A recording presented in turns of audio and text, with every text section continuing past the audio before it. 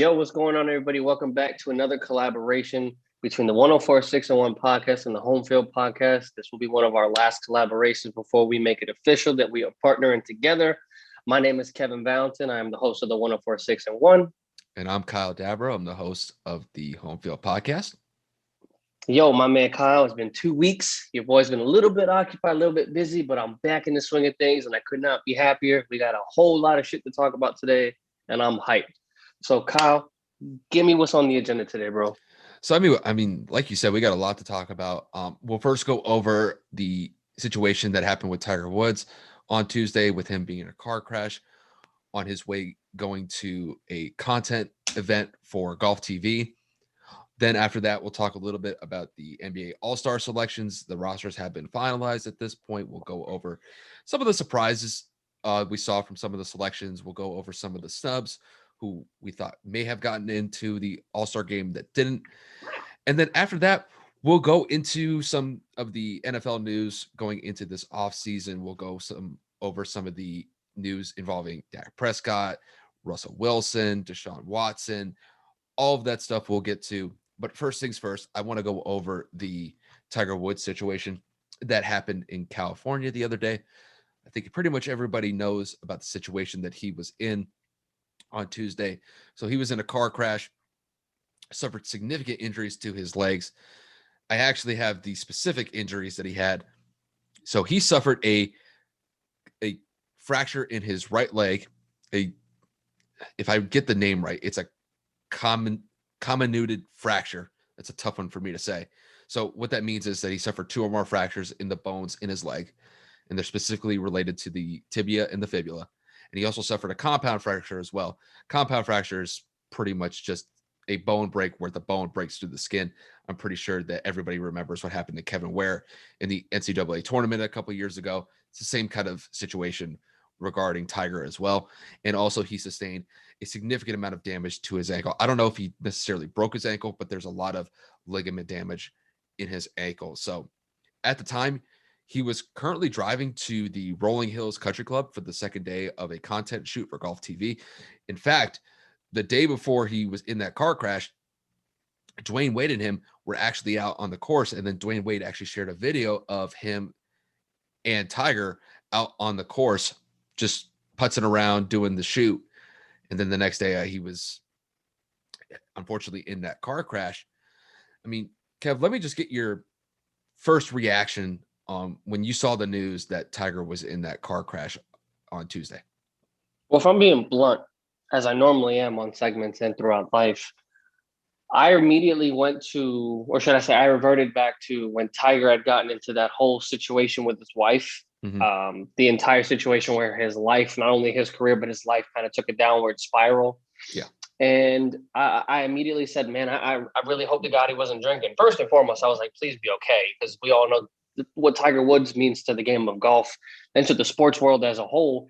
It seemed like he was finally getting his life back together after that entire debacle a few years back with the whole divorce situation with his wife and the whole sex, crazed women and whatnot. But I just immediately panicked and I was scared for the man. I said, I really hope he wasn't drinking under the influence or anything like that, because if he indeed was, there was no taking Nike back. There was no convincing your endorsements not to leave a second time. I mean, like I said, Tiger had just seemed to kind of get in the groove of things, and he may not have been winning a lot of tournaments, but I was like, he's just getting back to his life.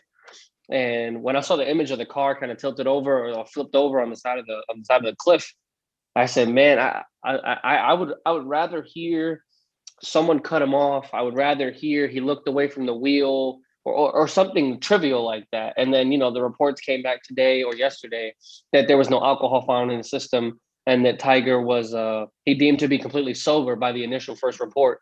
So I was thankful, but at the same time, again, still worried because Tiger Woods' career is pretty much pending on this injury right here, because we already know the injuries he sustained earlier in his career just playing the game of golf, between his back surgeries, his ACL tear, and now we're talking about his entire right leg being basically completely shattered, from the fractures in his leg to the shattered ankle or torn ligaments in the ankle. That is going to be quite a hefty recovery and rehab for a man in his 40s, playing one of the most strenuous games toward the lower leg and the back, as Tiger Woods has already shown, the recovery to play golf can be pretty difficult. So I hope everything's okay with Tiger. I hope he can come back, but I do know that a lot of analysts are saying for the most part, they think that Tiger's playing career is pretty much under wraps, pretty much done.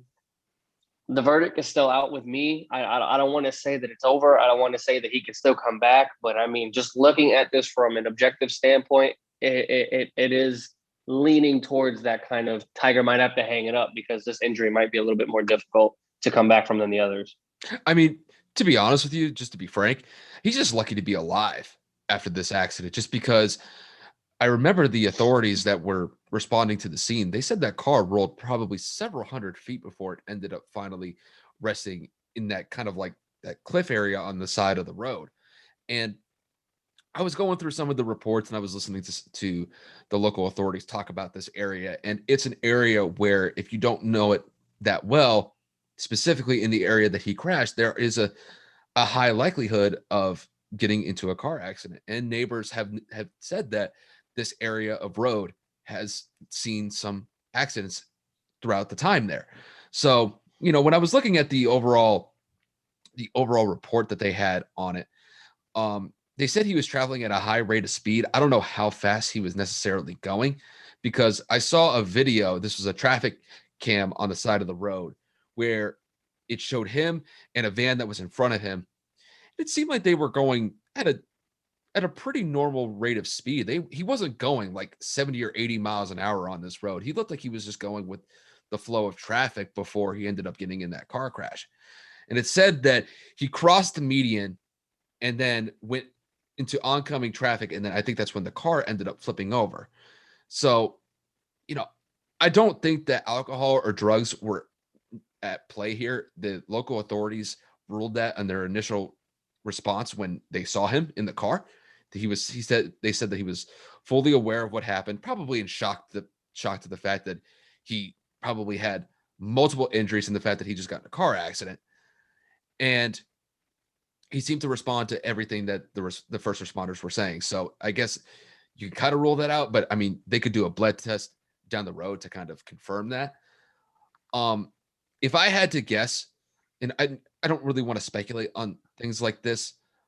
If I had to guess, he might have been on his phone, may have not been paying attention, and may have just crossed the median. And unfortunately, that's when the car flipped over. But obviously, we'll find out more in the next couple of days from him. I don't want to, go too into depth about that. But really, at this point, though, he's just lucky to be alive. And really, for me, golf is out of the picture for him in the meantime until he can actually recover from this injury. And as far as I'm concerned, the only thing I want him at this point to do is to just rehab to the point where he could just return to an unhindered routine in his daily life. I think really that's the most important thing. I think that's the most important thing that his family wants for the near future. And we'll see what happens with his playing career. I think a lot of people across the board in the media were essentially saying that this was the end for Tiger's playing career. I'm not going to jump to that extent yet. I'm not going to say that right now. I think it's way too early to say that. And I want to hear it from him first. I want to hear from Tiger. Of course. Say, his word means the most. Only he knows his if body. Tiger says that he's done, then I will believe it. But I'm not really too worried about that right now. The main thing is just recovering from the surgeries that he's going to have. And he's probably going to have a few more surgeries before he's out of the hospital. Absolutely. And he could start the rehab process. So, like I said, at this point, just getting back healthy is the most important thing at this point. Golf can wait. And that's what the PGA commissioner today said, that golf is not even a focus for him right now. And as it shouldn't be. It should just be focused on just trying to recover from this horrible accident as best as he can. It's like a lot of times when things like this happen, not only in life, but with athletes especially, like with the Cam Newton accident a couple of years back, the media right away says, will this affect the season? Will this affect his career? Can we talk about Tiger Woods and Cam Newton as the individuals, as the people? Like, are they okay mentally?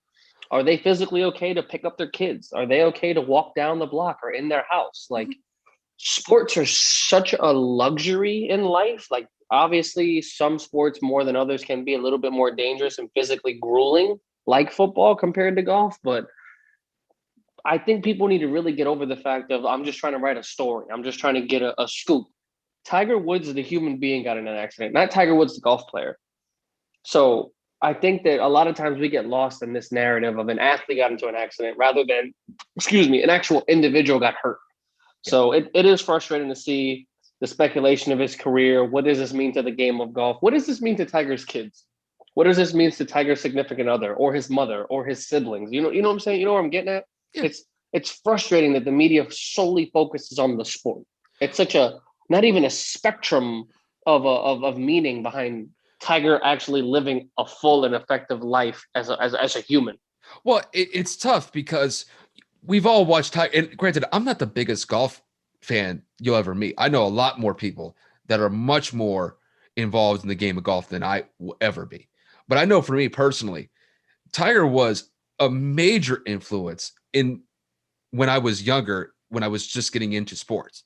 It got to a point where Tiger was so dominant in the game of golf that he was probably the greatest individual athlete that I've ever seen. And it's the memories associated with those of him just going on this spectacular run where he goes and wins 14 majors in basically a 10-year stretch. It's just an unbelievable stretch of golf that we'll probably never be able to witness again, just because the amount of success that he had will probably never be replicated in the time that he did it in. And I think a lot of people, including me, we got so much enjoyment out of that throughout the years. And we do tend to forget that, that these guys are just everyday people too, to a certain extent. Obviously, they're there because of their skills athletically as a golfer for Tiger's sake.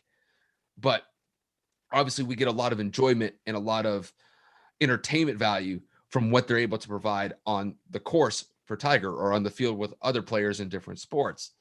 So I think really what you have seen a lot more probably within the last couple of years or so, you've definitely seen more Tiger the person than the golfer.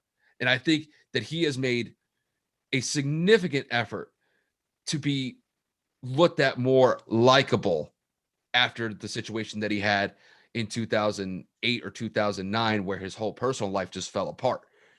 And Tiger has definitely, I think, warmed up to being more personable in the last probably 5 to 10 years after that whole situation with his ex-wife.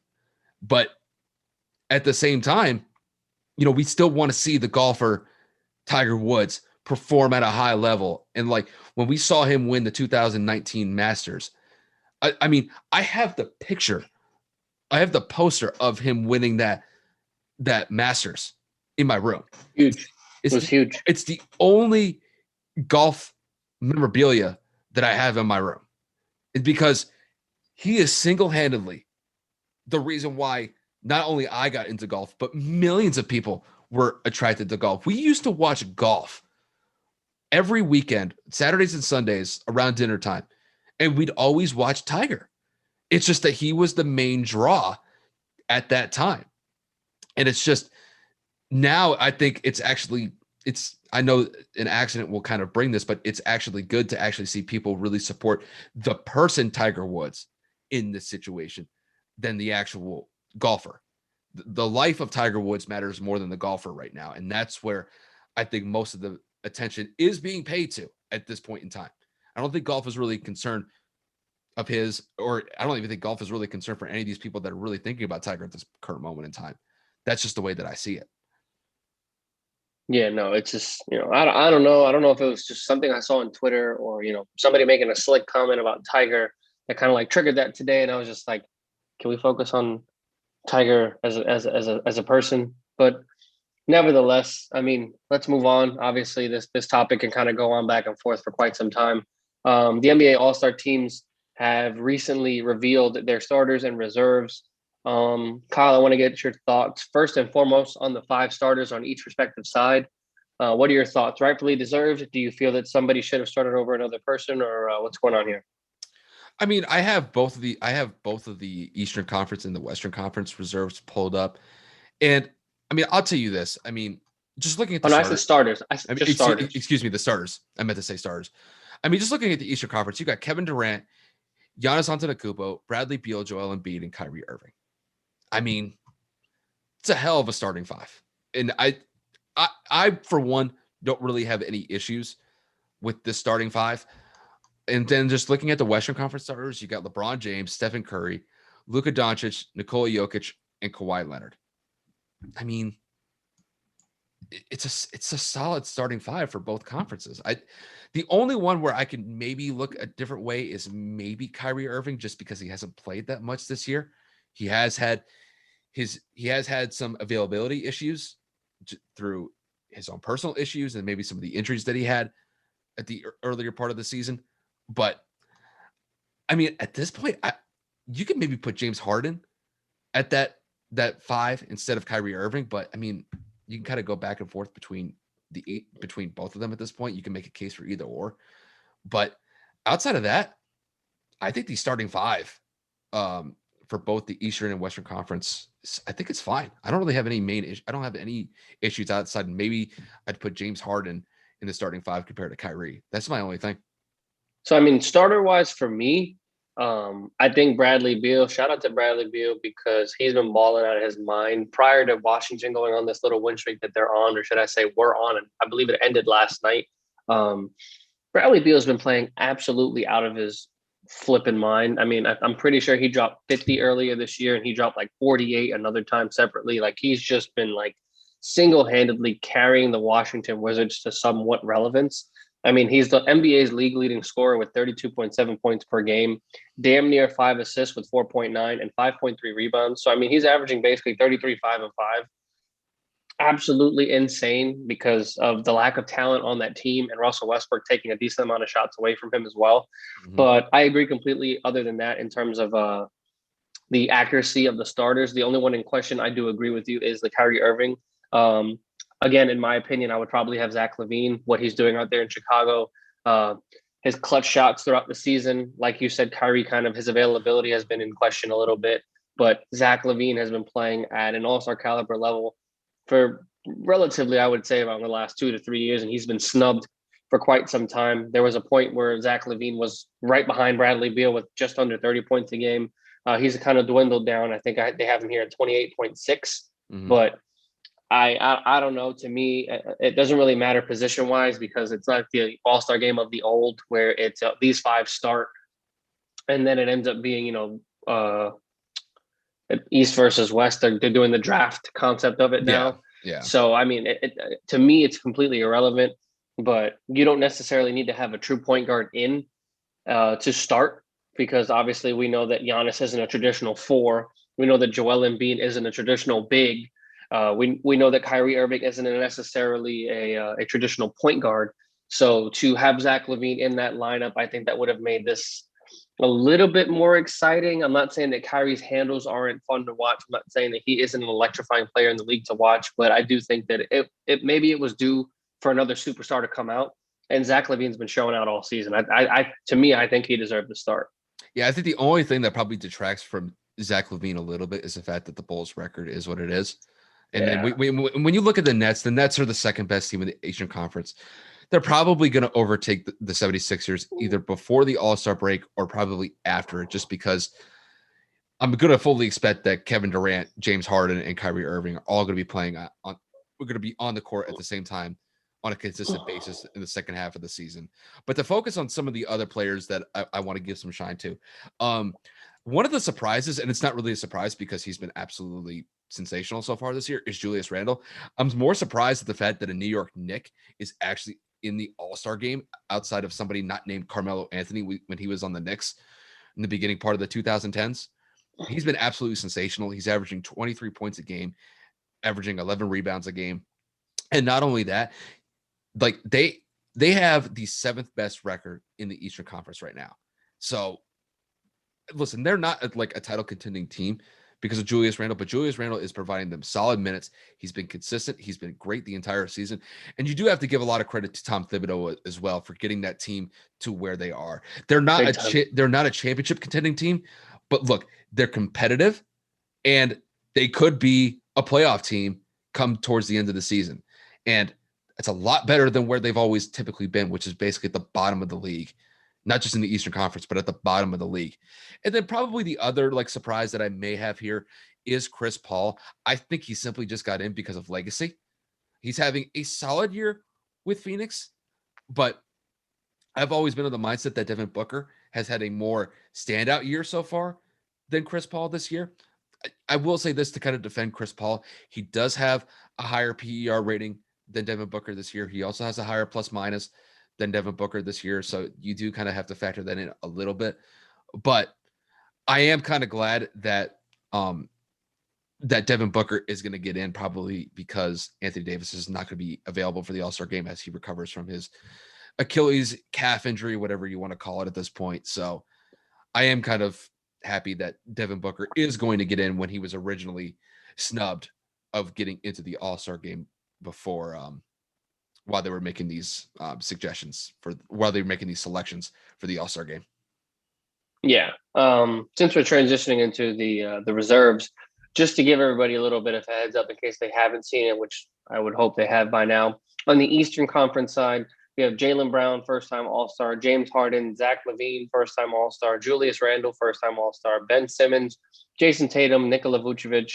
On the Western Conference, we have Anthony Davis, Paul George, Rudy Gobert, Damian Lillard, Donovan Mitchell, Chris Paul, Zion Williamson, first-time All-Star, and then Devin Booker coming in to replace Anthony Davis. Mm-hmm.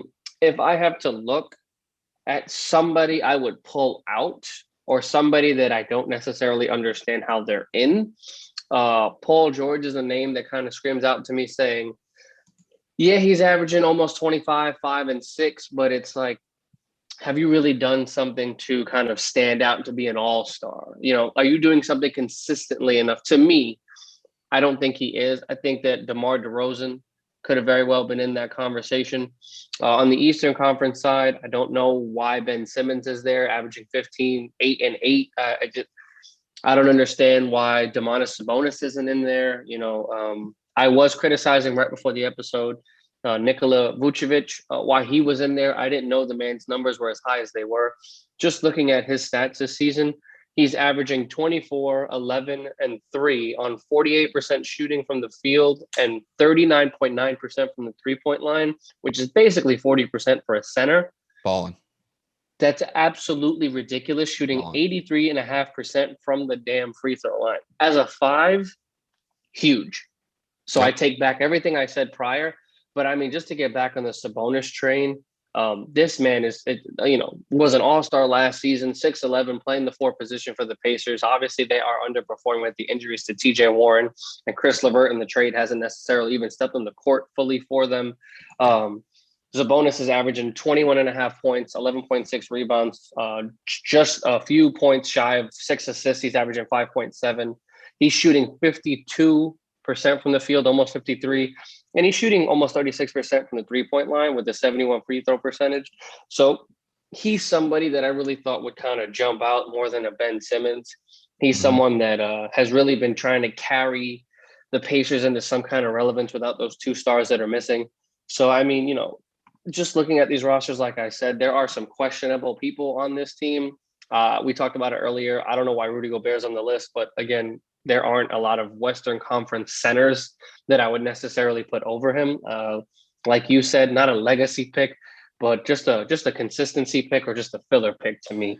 So I'm excited to watch the game, but there are some players, as every year, there are players that you kind of just like look at them like, really? Yeah, I think like some of the players that I have here is like some snubs, and I don't think it's because of their play. I just think it has something to do with the team's record.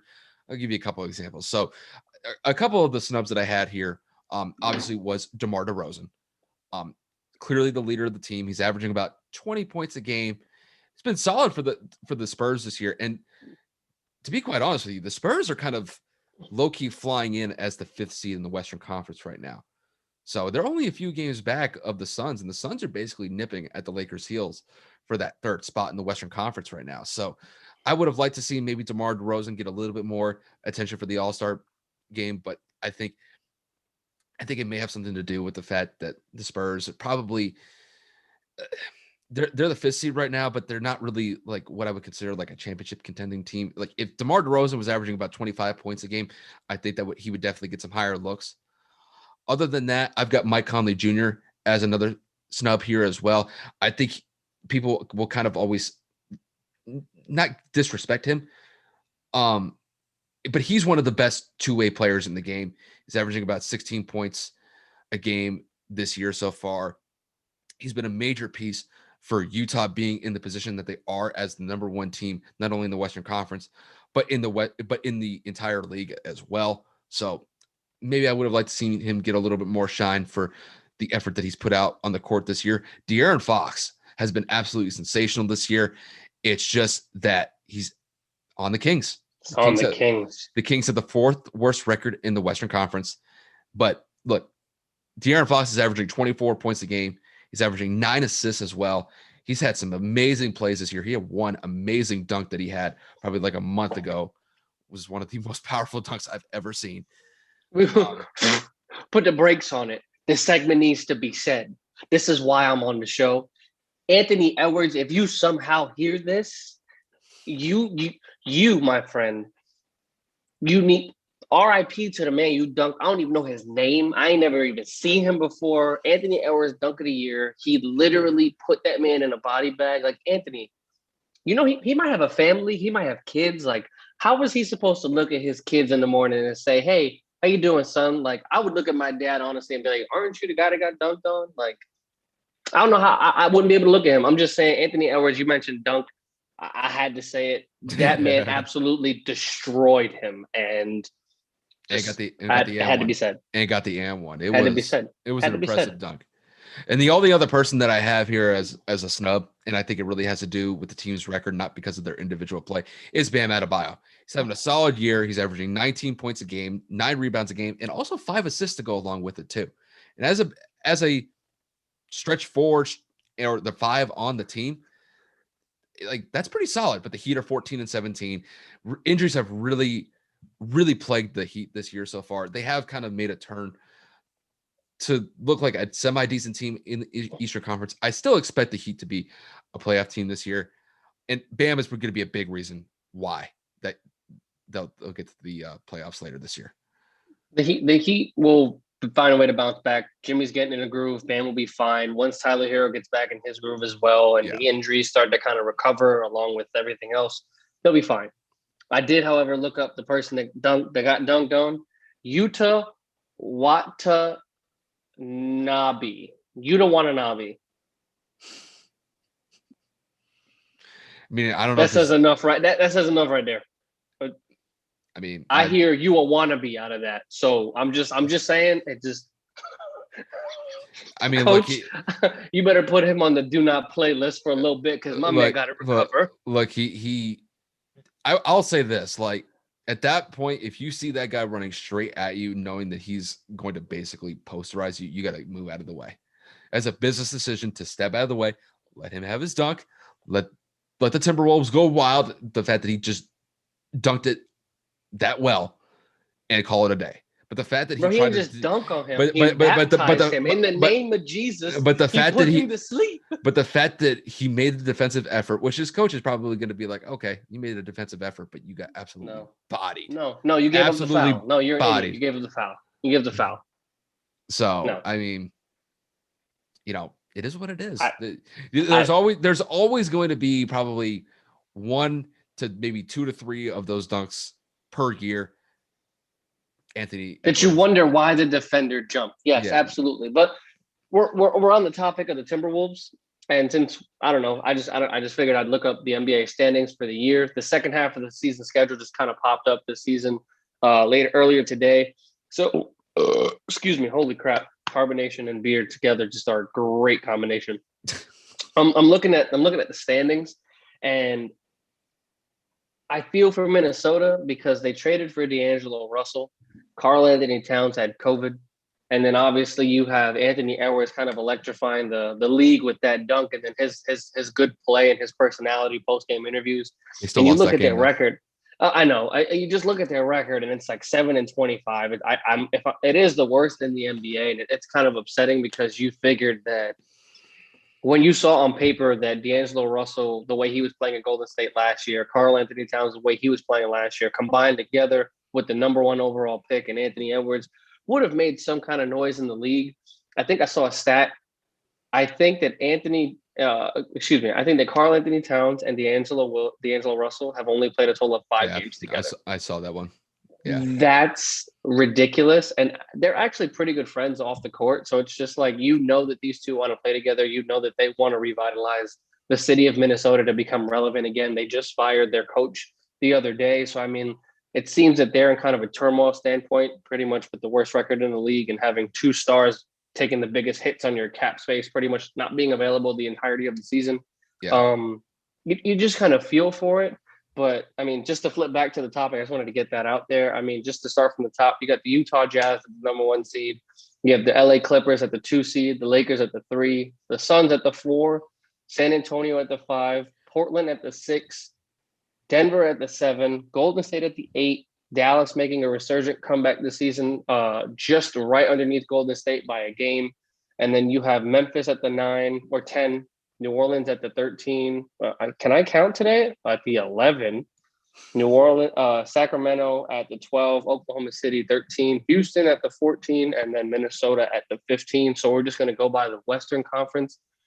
Kyle, what teams got to turn it around? What do you think can happen in the West? And who do you believe can actually make a standing point and make a forcing drive into the postseason? There are a couple teams. I want to see if the Clippers can make a push to get to this number 1 seed in the Western Conference, because right now the Lakers are kind of faltering right now because of Anthony Davis not being there because of his calf and Achilles injury. So I mentioned this a couple of days ago that the Lakers, like as far as their short-term goals, are probably going to be hindered because Anthony Davis isn't going to be on the roster probably for the next 2 to 3 weeks. So that does give other teams a chance to overtake the Lakers in these next couple of weeks. One team that I could really see pulling ahead of them is, like I said, the Clippers. Well, the Clippers are the 2 seed. I want to see the Clippers make that jump into the number 1 seed. They definitely have the talent to get there. It's whether or not they will, but I could definitely see them maybe taking that number 1 seed if Utah falters a little bit going into the second half of the season. I want to see what the Suns can do. The Suns right now, they're in that 4th seed. Like I said, the Lakers are faltering. Could they make a run where they pull off maybe like a 5 or 6 game winning stretch and maybe see these other teams that are ahead of them take some steps back? Could they work themselves to possibly get to that top 3, maybe top 2 in the Western Conference? They have the players to do that. Chris Paul, Devin Booker, and DeAndre Ayton have been playing absolutely sensational this year. I don't want to forget somebody like Mikal Bridges. He's been playing sensational as well. So Cam Johnson too. Yeah, so those guys have been playing pretty good so far, even with the addition of Chris Paul integrating into the lineup and getting the chemistry right. So those are some teams that I could really see taking a step forward in the Western Conference. I could see what the Spurs, I want to see what the Spurs can do. I think they're probably going to hover kind of like in that mid playoff spot in the Western Conference, somewhere between maybe a 4 at the best to maybe like a 6 or a 7 at the worst. They have to play the way they still have to play at a decent clip that they're playing at right now. I want to see if DeMar DeRozan can maybe even take a bigger step forward with the Spurs this year, maybe get close to averaging somewhere around 22, 23 points by the end of the year. I mean, other than that, I want to see if Houston can make a turnaround. Houston's at the bottom of the Western Conference right now. They have really disappointed. I believe, if I remember their record right, they're sitting at 11-17. So 11-18, yeah. 11 Is Oladipo playing? They're on an 8-game skid. They're 1-9 in their last 10. Yeah. I haven't seen anything going on in Houston. What the hell's going on? Other than them cutting DeMarcus. Yeah, so it's a fluid situation in Houston. I mentioned earlier in the season, actually before the season even started, that I had Houston as an outside shot team to make the playoffs this year, but that was really indicative on James Harden staying there. Obviously, with him not there, at best, they were going to be an 8 seed. I don't even think they're going to be close to that this year. It's just, I don't think it's working out with them.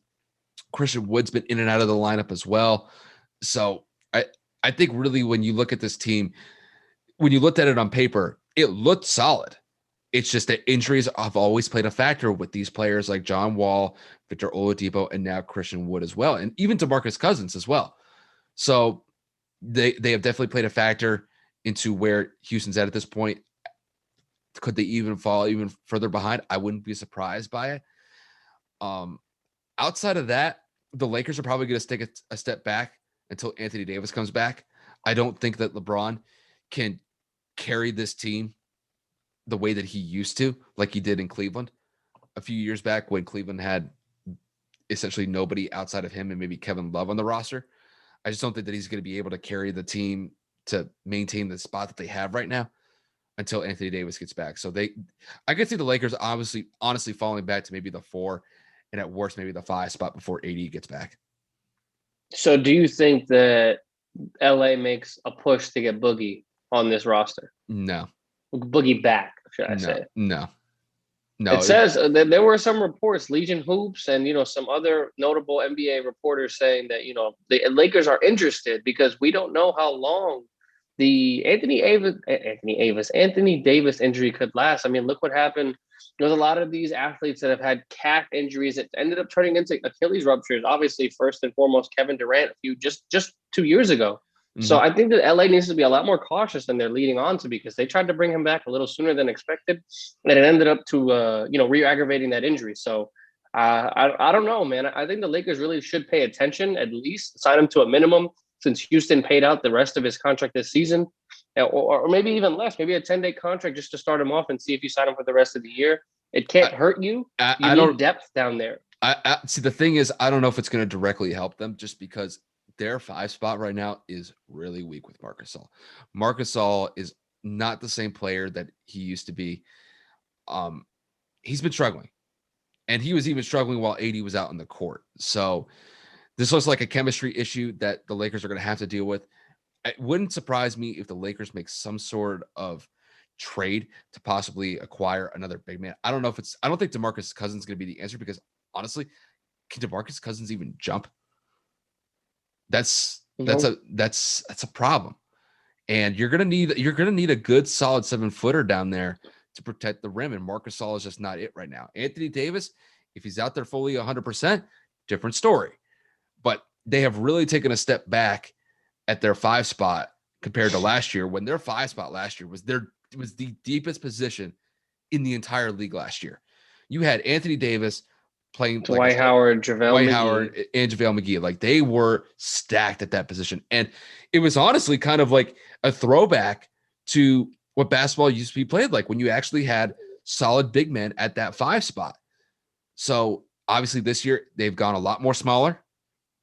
Dennis Schroeder's been in and out of the lineup due to injuries.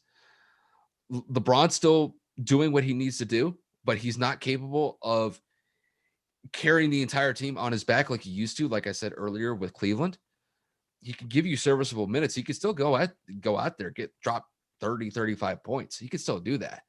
But, this team defensively, it has been hurting since AD has left, since Dennis Schroeder has left due to injuries. So, yeah, the Lakers could be in some trouble here for the short term. I still think that their long-term title aspirations for the season are still intact, but it's dependent on Anthony Davis's health.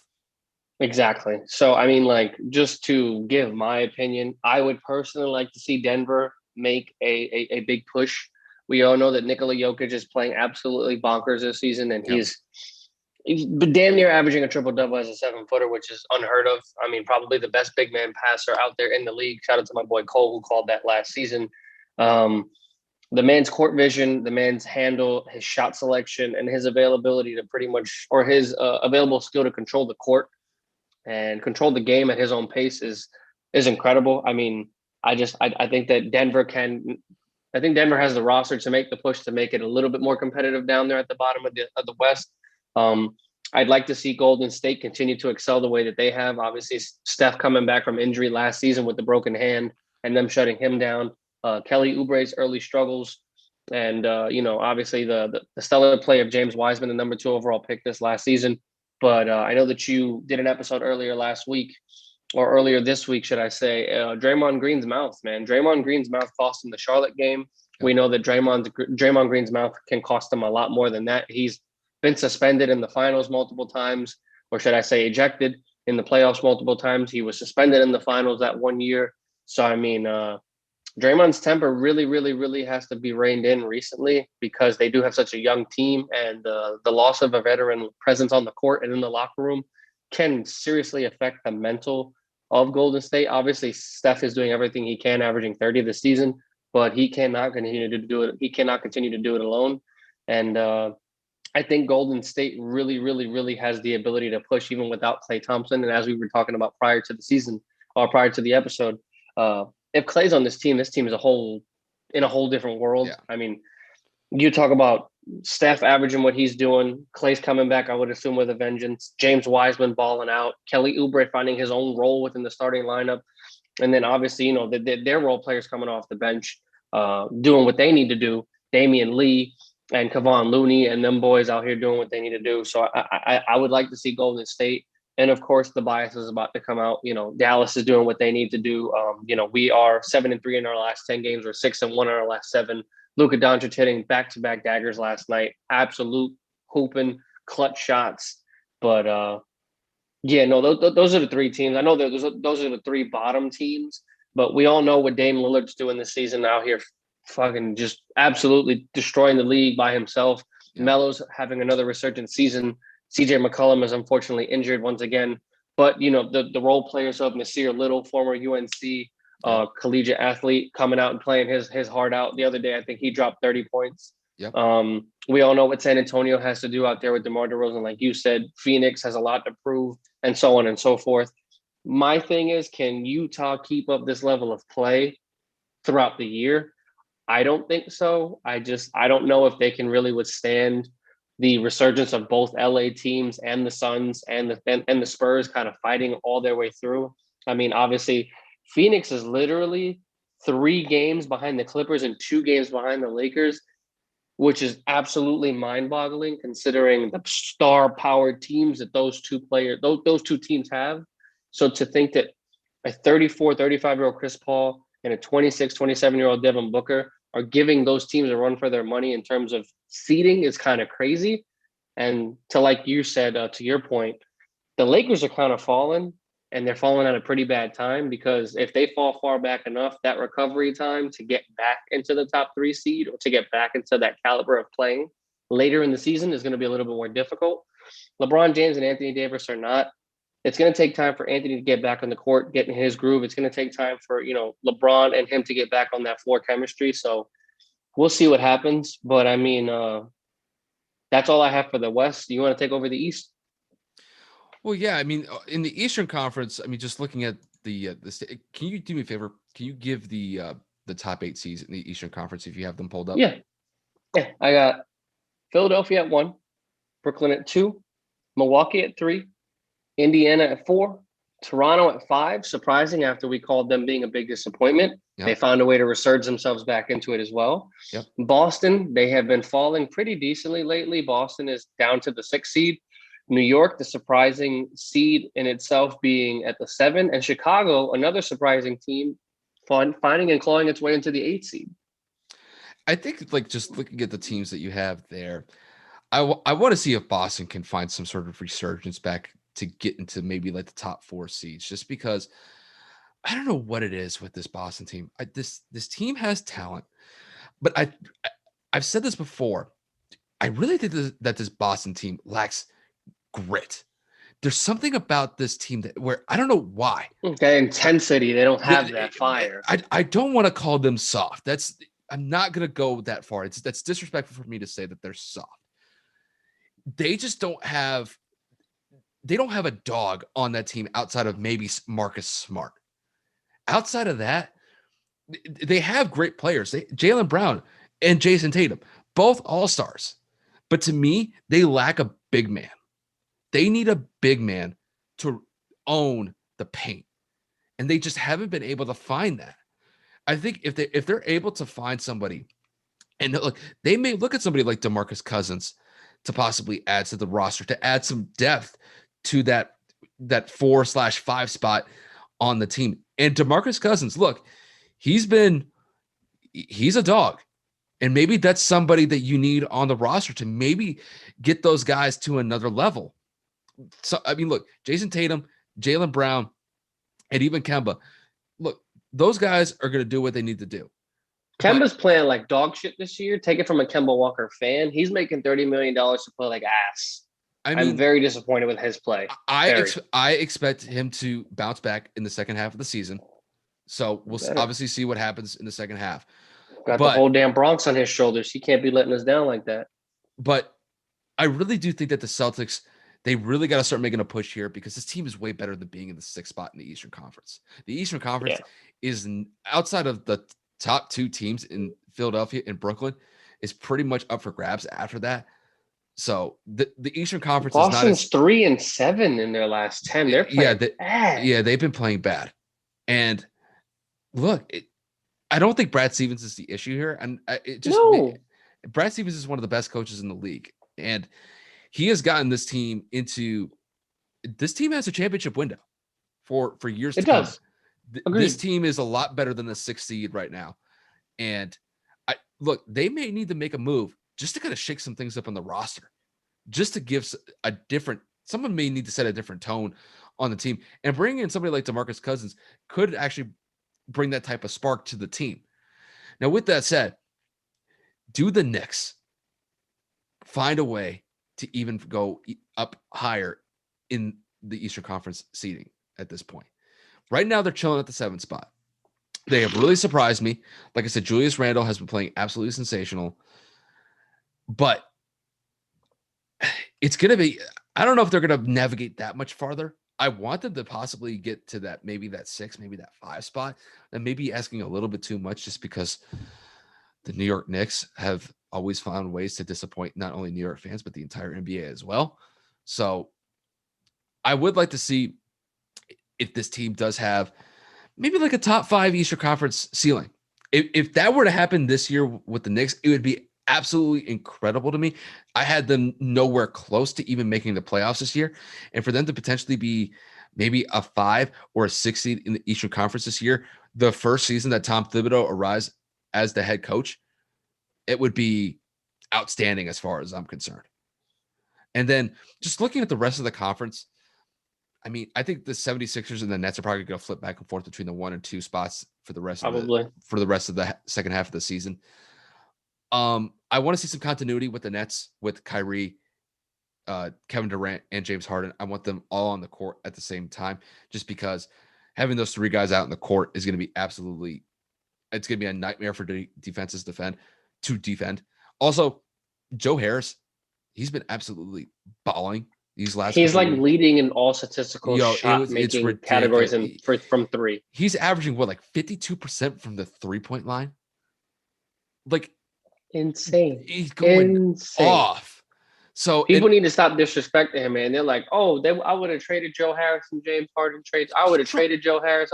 Man, people need to shut up. I mean, didn't he have a game where he got like 35 points? Kyrie had like 38. Bro, they were hooping. Like, bro, they're going to be a problem. They're going to be a real problem going into the playoffs this year because they. So go ahead. I can't understand, just because in any sport, right? There are your stars, they're your superstars, and then they're your role players, right? And then there's those silent killers, those players that are stat padding throughout the year that nobody gives them recognition. People just kind of like keep them in the back burner because they're not a Tom Brady or a LeBron James. And it's absolutely frustrating because Joe Harris is that person for the Nets. And do you think Brooklyn's as successful if Harris isn't hitting those shots from James Harden? Do you think he is? Do you think the Nets are as good as Joe Harris not hitting the shots on his own, wide open in the corner, off balance, coming off the screen, catch and shoot? No, they're not. They're not, because he's making timely and important shots throughout the integrity of the game and throughout the season. And people just continue to disrespect him. He's not getting enough coverage. He's not getting enough recognition. And he sure as shit isn't getting enough praise, because it's the 3-headed monster of KD, Kyrie, and fucking James Harden. And KD hasn't even played in the last week or so, and we're still not talking about Joe Harris. It's absolutely blasphemous to me. And I just think that he needs to get more recognition. Shout out to you, Joe Harris. He almost kind of reminds me of the role that Ray Allen had with the Heat, but Joe Harris is a starter, right?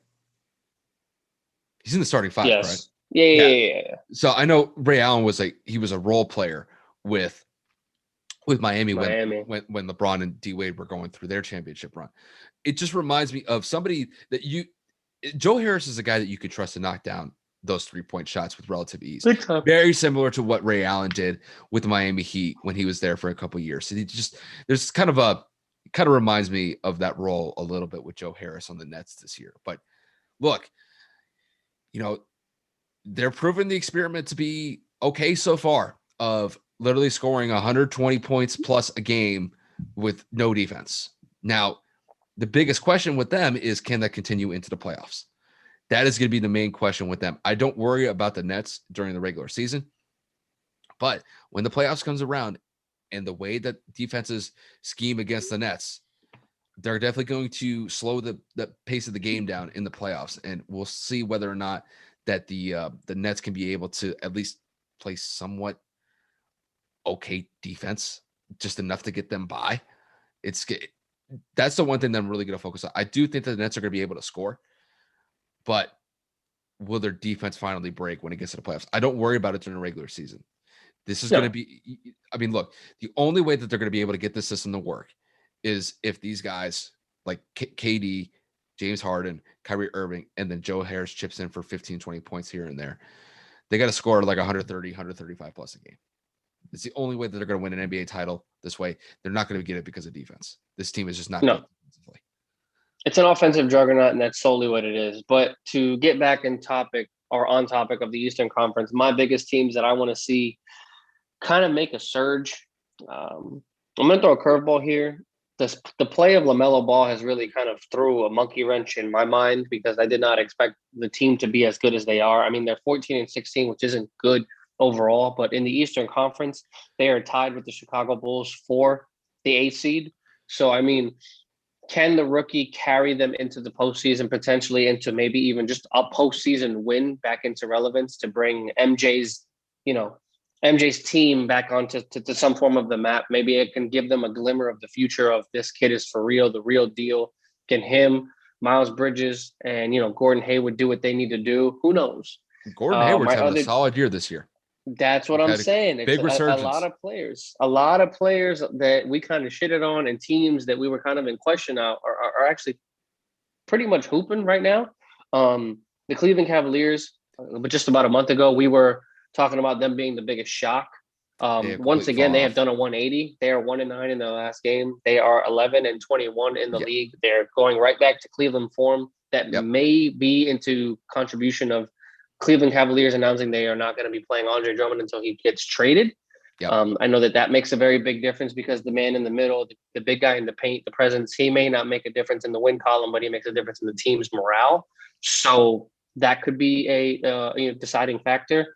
But another team that I want to see make a push, it's going to be the Indiana Pacers, man. I think that they have a really good team with Brogdon and Sabonis, and when LeVert gets back and when TJ Warren gets back, this team can really make some noise in the East. I would not be surprised if they stay within the 4 or the 5 seed. If they were to make an upset later in the postseason, I know that last year they were exited pretty quickly by the Miami Heat, but I don't know, man. I got a weird feeling that Indiana is out to show people that they're still relevant, and I think that they're going to go out there and do what they need to do. Also with the Knicks, just to touch on them really quick, I've been getting a lot of backlash, as you are well aware, because of the Porzingis trade over the last couple of years since that's happened. I know that Kristaps Porzingis has not been playing lately, and I know that there was a rumor that has come out with the Golden State Warriors that there was a trade. For those of you that are unaware, the rumor came out just about a day or two ago where supposedly the Mavs reached out to the Warriors to see if they wanted to trade for Porzingis, but the trade market was very low, so to speak, quote unquote. Mark and Rick Carlisle denied it. The team kind of dismissed it. I don't believe that the rumor is true. But to the Knicks fans, let's focus on your season. Honestly, you guys are doing really great. I'm trying to keep my bias out of it and my mindset. You guys always wanted to have the worst out of Porzingis. So, I get tweets and texts pretty much weekly every time we lose a game or every time Porzingis has a bad stat line. I'm happy that the city of New York had fans last night. I'm happy that the city of New York is resurging with Julius Randle being an all-star, RJ Barrett being the stud that he is. And, the city just kind of getting back to where it should be. they are seventh in the West. I would like them to be a little East. bit more consistent. Or excuse me, in the East, I do see that they are playing a lot better as of late, but they're going to need a lot of their role players to step up. I know the acquisition of Derrick Rose to be the veteran in the locker room was supposed to be a big move. So I do hope that he kind of steps up a little bit more. He's only averaging about 10.5 points a game this season off the bench. I do see that Topin, Obi Topin, whatever the hell his name is, he's only averaging like 4 points a game. I know that he was hurt. So, the Knicks bench needs to kind of step up. I know that a lot of people have been taking shits on Alfred Payton, but he is averaging 13 points and he is playing pretty stellar defense. He may not be able to shoot the ball, but he is playing his role very efficiently. So, again, to all my Knicks fans, Jeff, Mel, oh my God, Angelo, all the Knicks fans on my timeline, all my boys, all my friends, like I really, really, really hope that the Knicks actually make a run into this postseason, at least make some noise, get a game or two. But other than that, I don't really see any other teams. You already brought up Boston. There's one team I want to bring up, and that's Miami. Miami's obviously coming back, but the team that I need a fire lit under them is Milwaukee. You do not pay Giannis Antetokounmpo. You do not go out there and get Drew Holiday. You don't pay Chris Middleton to be 19 and 13. A two-time league MVP should not be third in this conference. Absolutely not. He should be fighting with Philly and Brooklyn. There should be absolutely no way that they are playing as bad as they are. They're on a 3-game win streak right now. They're 5-5 in their last 10, but they went on a little bit of a skid.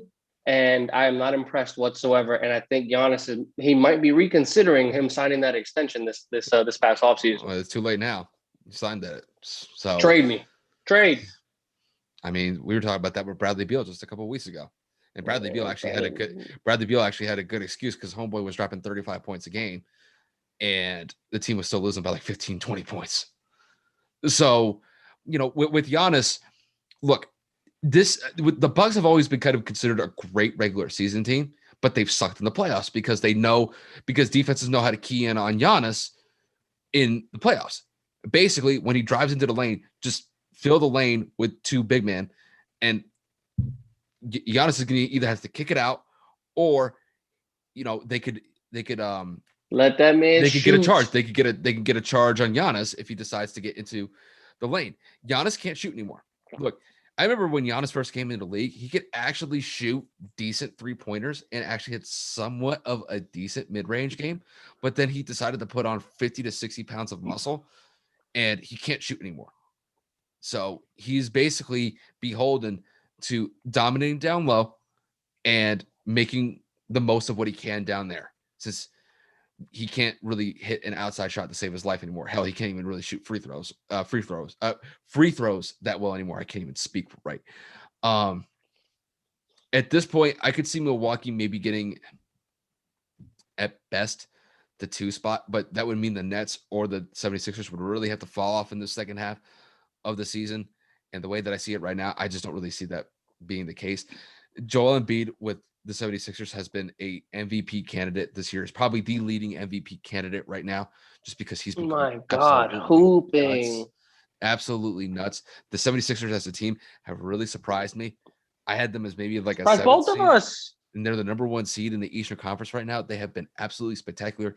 That move to acquire Doc Rivers as the head coach has been that's honestly the biggest acquisition that any team made this offseason, because this team has completely made a 180 from where they were last season, because a lot of people going into the season were thinking of, should they break up the Ben Simmons, Joel Embiid duo, because you weren't getting a decent return on the investment that you had from these guys. And they have just been sensational this year, outside of maybe Utah being the surprise team in the league. The 76ers have really just stepped up their A game this year. So if the Bucks are going to make some sort of a move into that top 2 team potentially in the Eastern Conference, one of these teams in the Nets or the 76ers are going to have to take a step back, but I just don't see that right now. Just the way that we talked about the Nets, the way that we talked about the Nets, the way that they're playing right now, and the way the 76ers are playing right now, I just don't see that. No, not even close. I mean, we talked about the Sixers being a big disappointment. Their offseason acquisitions, excluding Doc Rivers, obviously, just talking about player personnel in particular, just wasn't impressive. It didn't seem like there was anything to be really shocking or exciting about them.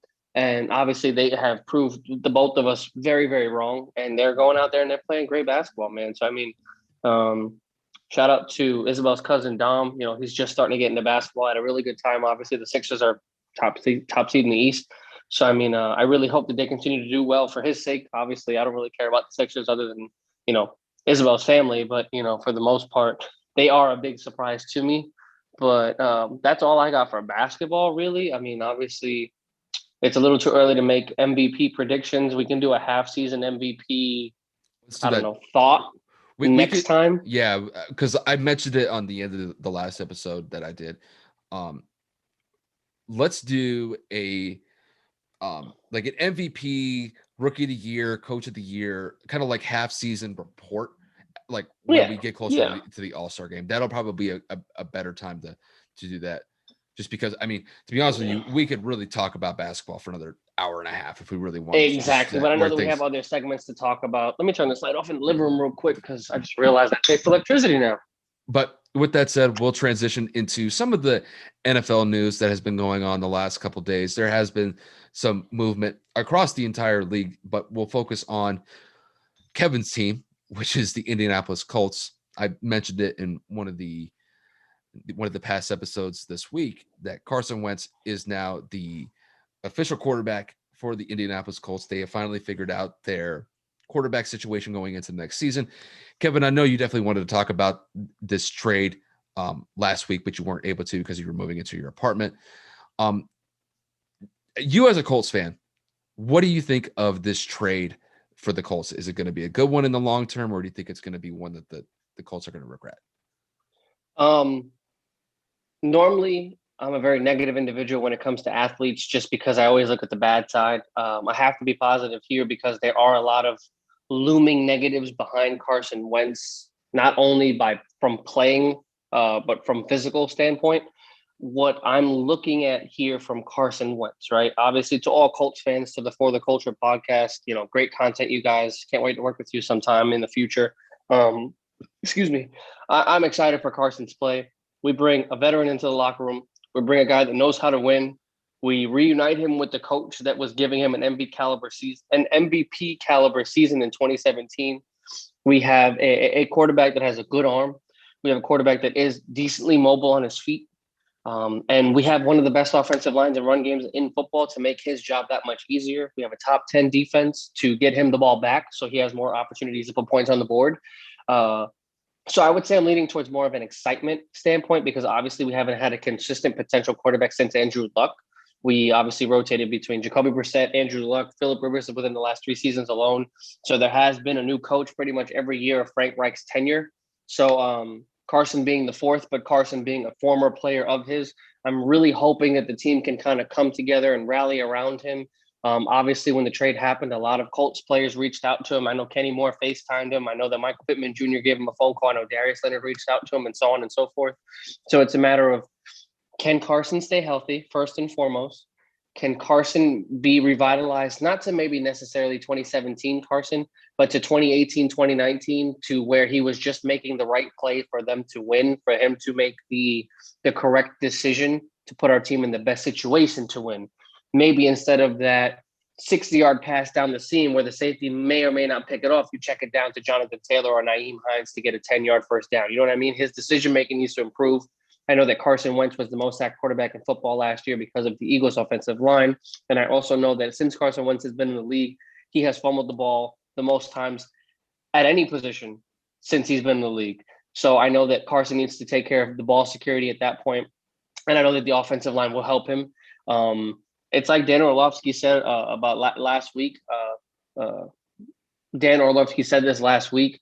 I think that this Indianapolis team can be somewhat similar to that 2017 Philadelphia Eagles team where the offense is just good enough. The defense is good. The offensive line is great. And we have great running backs. And if you really look at it from top to bottom, we have a great organization. We kept our first-round pick this year. We kept our second-round pick this year. So, I mean, in the draft, we have capital. We have opportunities to trade back and get more picks. Obviously, we know that this past week, the Colts were voted the top 2020 draft class of the year. We know that we have about $38 million left in cap space. So I'm just looking for the Colts to make 2 or 3 moves this offseason, draft excluded.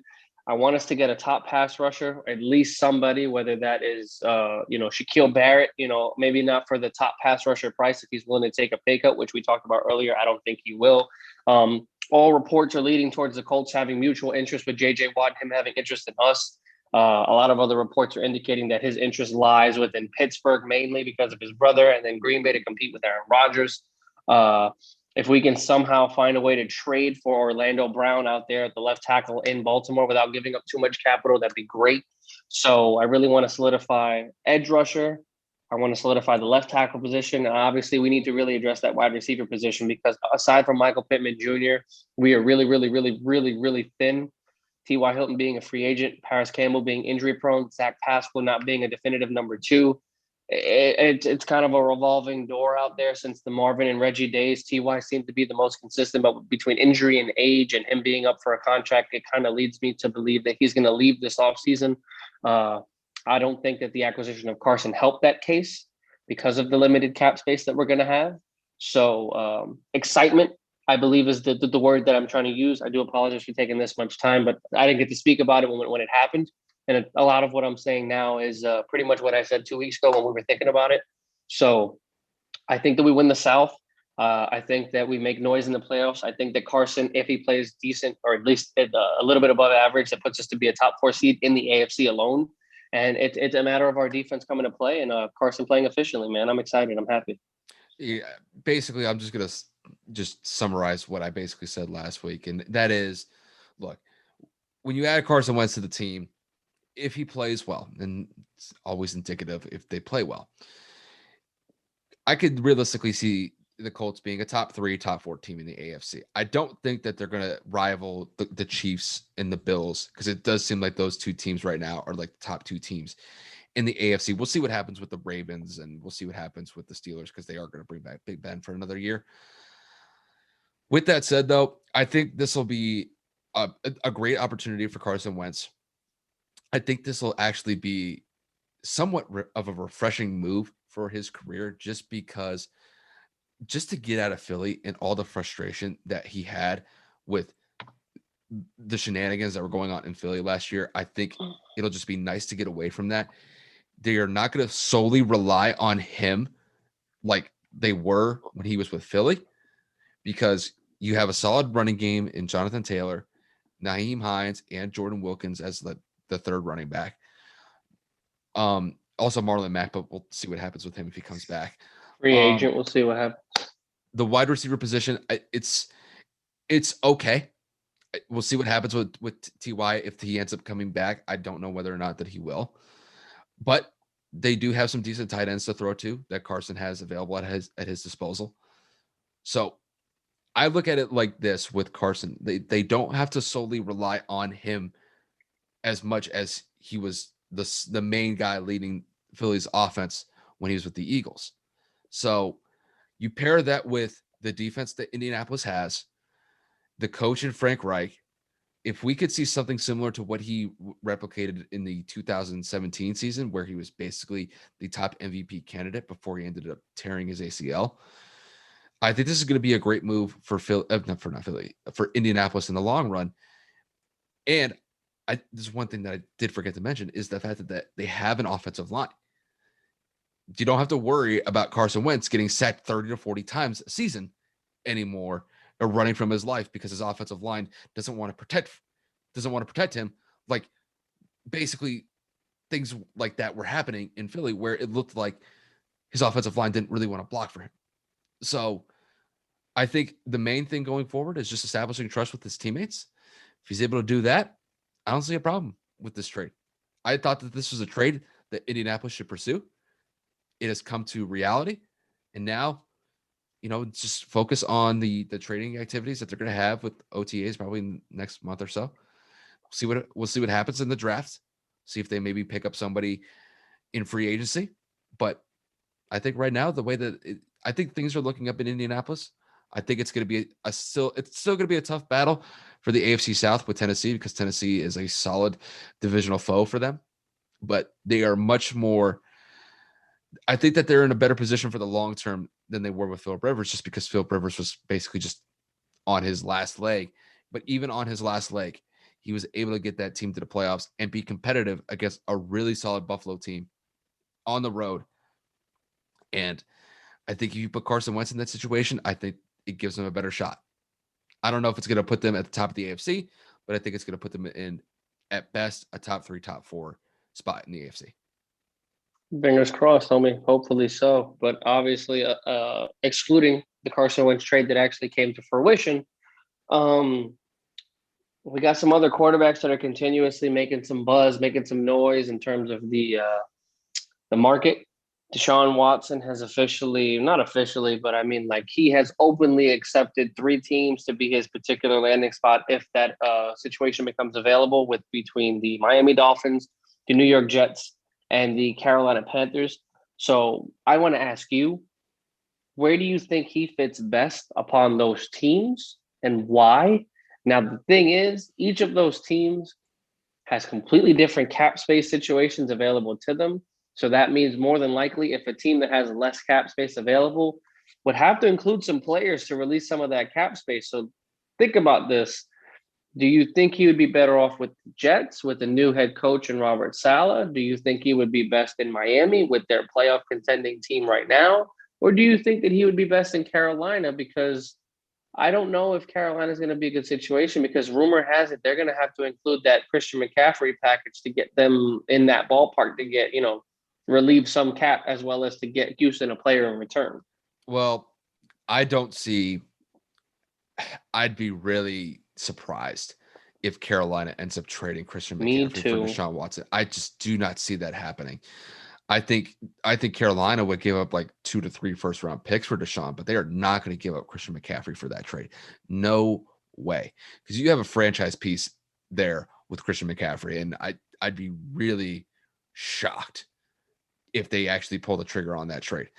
Now, with that said, I did a segment on the last episode where I talked about this. I had 4 teams. Deshaun ended up picking 3 out of my 4. The other team that I had was the 49ers. So if I'm looking at this from a cap space perspective, obviously the Jets make the most sense. The Jets have the most cap space, actually have the second most cap space behind the Jaguars. The only thing is, though, is that the Jets suck. But the thing is, Deshaun really doesn't have a say in this. Obviously, he has his preferred choices of going. That would be the last place that I would want to go to, because, look, I think if I'm Deshaun, I don't want to be part of a rebuilding project. I would rather go somewhere like Miami. Miami has a solid foundation already. They have a solid defense. They have solid pieces to go with if Deshaun were able to go there. They've got Devontae Parker. They've got Devontae's a free agent this year, though. Remember that. So that's contracts again. They're gonna re-sign him. You think they tag Devontae? Then you think if they that's what you have to do, because they have the cap space. They have the cap. They have the cap space to make it work. That would be the team that I would most be intrigued at this point to see him on, just because I said that the 49ers were the most interesting team to me if he were to go somewhere. But since he didn't mention the 49ers, I'll go with Miami then, just because that team, I think, is pretty good right now as currently constructed. You add Deshaun to the team, they're even better. That team could honestly rival Buffalo in the AFC East at this point if they were to add Deshaun Watson to the roster. With that said, though, the one thing that you have to keep in mind here is that Deshaun's cap hit for this season is $15 million. It goes to 40 next year. It's a huge, huge cap hit that these teams are going to have to accommodate for if they're going to make the move to get Deshaun. So the only teams that could really make that move are teams like Miami, teams like the Jets. Who was the third team that he mentioned? Carolina? Carolina is making a lot of moves internally to make cap room. But like you said, with $40 million being a hit to the next season, I don't know if that's feasible. Yeah, because they're going to have to unload a lot of players. So I did mention that if it were between the Panthers and the Jets, I think that I would say he would go to the Panthers. I, I don't know at this point. Your guess is as good as mine. Uh, I think his best chance for success is with Miami. I think being with New York would just be part of a rebuild project, and I think it would just be terrible for his career. I don't think they go anywhere. And with Carolina would be a viable team. It's just that I don't know how much that they're going to have left after accommodating for Deshaun's contract. That's going to be the main issue with them. I think Exactly. They're going to have no pieces to build around. It's going to be another situation where you have that's the thing. you have a stud quarterback. You got no receivers. You got basically no defense because I don't understand why these teams are the ones he wants to go to. It doesn't make sense. I mean, obviously, the coaching prospect of Matt Rule being his head coach is enticing. Robert Saleh being a defensive-minded head coach maybe entices him to say, you know what, maybe he'll turn the defense around so I can score on the offense. They can take my salary and then we can go and get Allen Robinson. I don't know. Miami, like I said, and like you said, would be the most realistic option, but that would involve a Tua Deshaun swap. I don't know if Miami's willing to part ways with Tua that easily without some form of a compensation back, maybe a third or a fourth round pick back. But we know that Houston is more than likely going to demand not only Tua, but 2 to 3 first round picks behind him. So we're going to keep spinning around this for the next couple of weeks. I think that this topic is going to be trending for a while, but until Deshaun makes something, we're not going to know. It's all hypothetical. It's all speculation at this point. I'll say this just to kind of just throw something out there just for the hell of it. If Deshaun goes to Miami, that team could realistically be a Super Bowl contending team. I could actually see that because I think Deshaun is that big of an X factor.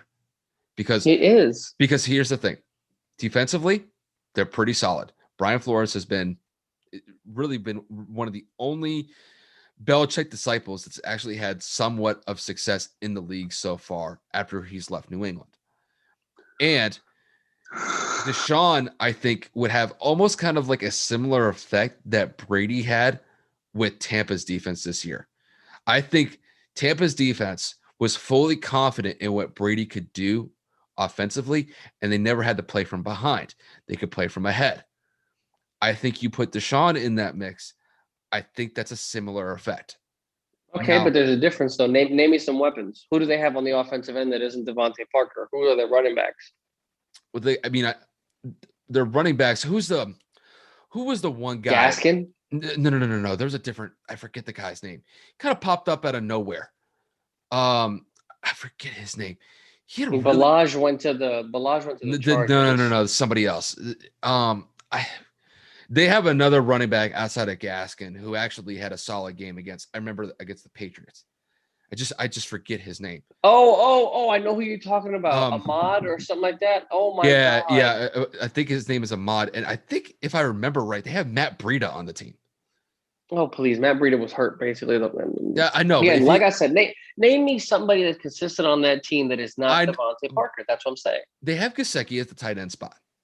Gesicki was so up and down. There were games where he had no receptions. There were games where he had 7 targets. It was like it's up and down with that. Listen, I think if you put Deshaun in on that mix, that's going to be his security blanket. I think Gesicki is going to be Tua's security blanket if he ends up staying there. Depends on whether or not they actually execute the trade or not.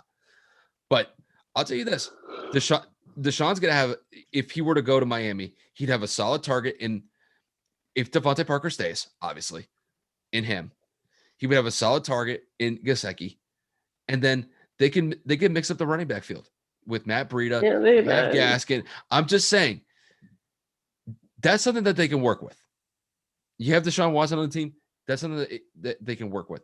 It may be probably a little bit of a stretch to say that they're a Super Bowl contending team if you had Deshaun Watson on the team, but could they have a similar effect that Tampa had with Brady this season? Maybe. I'm not going to rule it out. Obviously, they have to execute the trade first, but time would tell. And look, I think if I remember right, doesn't Miami have like a top 5 pick this year?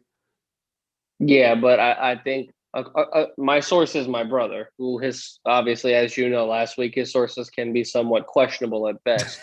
Um, According to him, he believes that the GM and front office does not want to let go of that pick because of the capital that it presents, because of the playmaking ability of the receivers that are available at the top of the board, aka Devontae Smith, Jamar Chase if he falls. You know what I'm saying? Like they can go and get a playmaker with that first pick. They might be willing to part ways with the later picks in the first round, but not the top 5. No way. If I remember right, they have the number 3 pick and then the number 18 pick, which is insane. Yeah, so they're looking. That's what I kind of. It's the one thing that I did forget to mention is that they have that top draft pick this year where they could go after Devontae Smith. They could go after Jamar Chase. They could add another receiver to that receiving core. And if they were to bring in Deshaun, it's a lot better. Who's to say that they couldn't make a good run in the playoffs? I don't know about Super Bowl, but good run. Yes, I agree there. I'm just saying, like, you look at the season that Justin Jefferson had, his first season in the NFL, Devontae Smith, Jamar Chase, they could have. I'm not saying that they're going to have the same amount of success as what Justin Jefferson had this year, but you add similar. Yeah. You add an exciting layer to the quarterback position with Deshaun Watson. I'm just saying that's a team that could, I'm saying could, I'm not saying they will, could be in the running as an outside shot to get to the Super Bowl. I'm just saying could. Not saying they will. Makes sense. No, makes sense. You're right. So that's kind of how I see it. Now, we did talk about this before the episode started, and that is the situation that's going on in Seattle with Russell Wilson. There has been kind of some tension growing between Seattle's front office and Russell Wilson over the past few weeks after Russell Wilson voiced his concerns about the team moving forward from just an offensive strategy perspective and the team as a whole. So just where do you think that this relationship stands between Seattle and Russell Wilson at this point for you? I know that we talked about this a multitude of times prior to the episode and throughout the weeks. We stand on two different sides of the table here. I think that this situation is getting worse. Obviously, nowhere near Deshaun Watson, nowhere near Carson Wentz in Philly, but the relationship is teetering. I believe that Russell Wilson's camp is absolutely frustrated with Seattle's lack of protecting their franchise quarterback, their franchise player. As we have stated on a multitude of episodes, they have kind of lacked that success factor that they had early on in Russell's career. The defense has depleted. The offensive line has continued to get worse and worse throughout the integrity of Russell's career. So I'm looking here and I'm seeing rumors and reports. Obviously, I don't know how true or accurate that they are, but there were some reports out there saying that Seattle reached out to Philly about a Zach Ertz trade, which once again puts Seattle in the back seat of this because it just goes to show they're not really focusing on trying to get any acquisition to make the line better for Russell. Also, I've realized that the tight end position is somewhere on this roster that is not a priority because they have had some stellar tight ends in the past that have just not produced. They had Jimmy Graham, they had Greg like they had some other tight end. I forget his name. Oh my God, there was another tight end that was like pretty solid. Well, I mean, they had Disley. They had Disley and a few other role players, but they were good tight ends. Yeah, they had what's his name? He used to be a former Patriot. He was playing with them the past couple of years. Forget his name. Regardless, yeah, it goes to show that the front office is continuing to pay attention to Jake Hollister. They're focusing on the wrong things here. Obviously, free agency isn't open yet, so we don't know what's going to happen. Obviously, we know that the draft is about a month and a half away, so we still have time. But in the early stages of this feud between the franchise quarterback and the organization, it just seems that they're getting farther and farther apart from what it is that they want. They both want to stay. They both want to win. Russell just wants to stay healthy. It's in Seattle's best interest with that contract that they gave Russell to keep him healthy. But Seattle continues every offseason to pay attention to the wrong pieces. They got DK Metcalf in the draft. They got rid of Tyler. They signed Tyler Lockett to an extension. They got rid of Baldwin. They got rid of Jimmy. Greg Olsen retired. Like, the Legion of Boom is broken apart. Marshawn Lynch left. Like, what else do you want? He is solely probably the last piece on this team that is still relevant to their Super Bowl years. and you're not keeping him happy. Are you kidding me?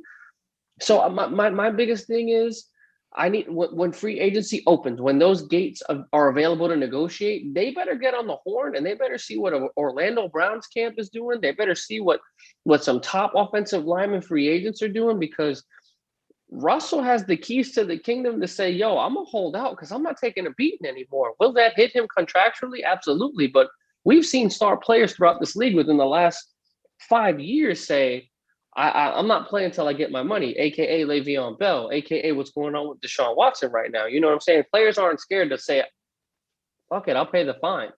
So I think it's in Seattle's best interest. Cut all talks with every other available free agent and trade if it has nothing to do with that offensive line, because if Russell walks, you fall right back into that mediocre section of the NFC West of being the laughing stock. And I think that they need to do what they have to do to make their star player happy. Watch Bill Belichick trade 2 second-round draft picks and a bag of chips to get Russell Wilson, bro. I'm just telling you right now. I'm just playing. No. Just play. No, I deny it. No, I don't want it. I won't allow it. I'll call it to Goodell myself. You better Chris Paul that shit. You better veto that shit. Look, let me talk about this Russell situation here. You mentioned it with the situation not being as bad as like Deshaun Watson in Houston and Carson Wentz in Philadelphia. And I'm 100% with you. To me, I see tension between Russell Wilson and the Seahawks front office here. I do not see a divide. It has not reached that point where Russell is demanding a trade. And I remember Brandon Marshall, we talked about this probably a couple weeks ago. 3 weeks ago. Where Brandon Marshall was saying that Russell Wilson, this is his way of saying that I want to get out of Seattle by doing it in a proper manner. And I disagree with it, because I think Russell Wilson is so invested into Seattle, and I don't think it's reached a point where there's been a burning of the bridges yet. I don't think that has happened yet. Do I think that there are issues on this team? Absolutely. Because the offensive line has been a major issue, like you pointed out. And not only does it have an effect on Russell Wilson, it has an effect on the running game too. If the offensive line is not producing the way that they're supposed to, it doesn't open up run lanes for running backs like Carlos Hyde and Chris Carson. It definitely affects Russell Wilson because he's getting sacked a significant amount of times. It's almost similar to what Andrew Luck was dealing with when Chris Ballard was a GM and they couldn't protect him. And look what happened to him. And I don't know if that's possibly a factor that's playing into Russell Wilson's frustration. Looking at somebody like, look, the Colts weren't able to protect Andrew Luck, their star player, and he ended up retiring just because of the physical beating he took throughout his career. Russell Wilson has been a pretty durable quarterback, despite being hit the amount of times that he's been hit due to the lack of offensive line production that they've gotten from this group. So at this point, let this play out. We'll see what happens in the draft. We'll see what happens in free agency, because I will say this. If they don't draft somebody if they don't really draft any sort of decent pieces to the offensive line in this year's draft, then I could see some red flags there. I think it's too early to say that, though.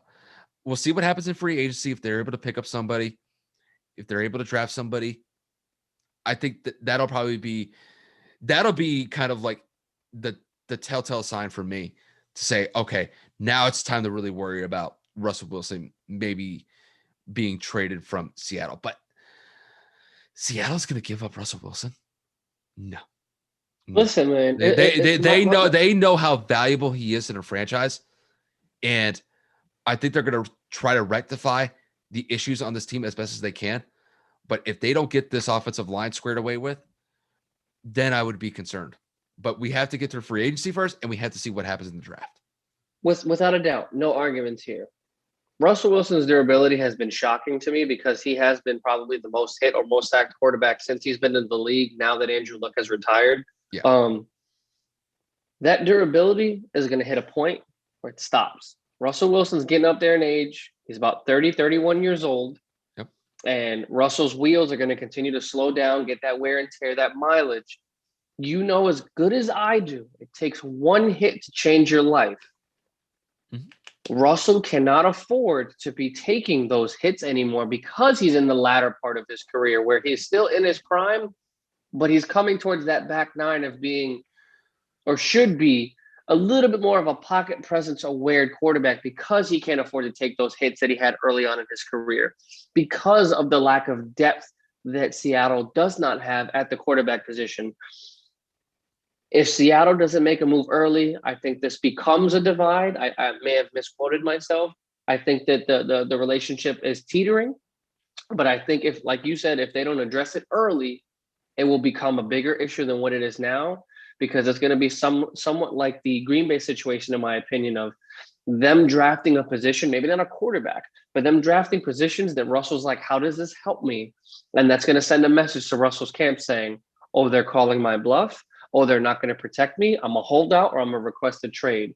I'm telling you, the way that these quarterbacks are handling this offseason the last couple of years is going to show Russell, polite or not, they obviously don't have my health as a priority, and I want to continue to play in this league.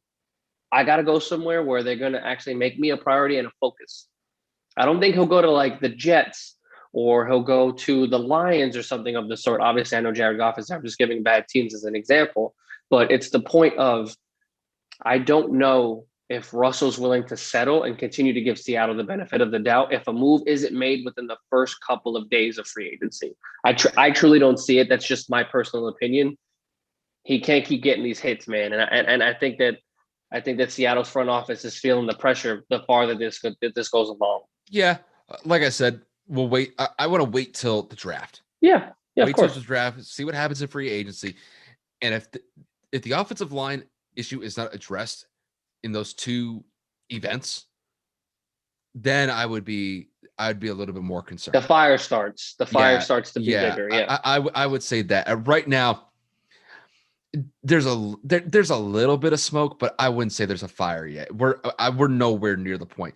We're not to the point where the house was burned down compared to Deshaun Watson and Carson Wentz in their respective cities. Nowhere near that yet.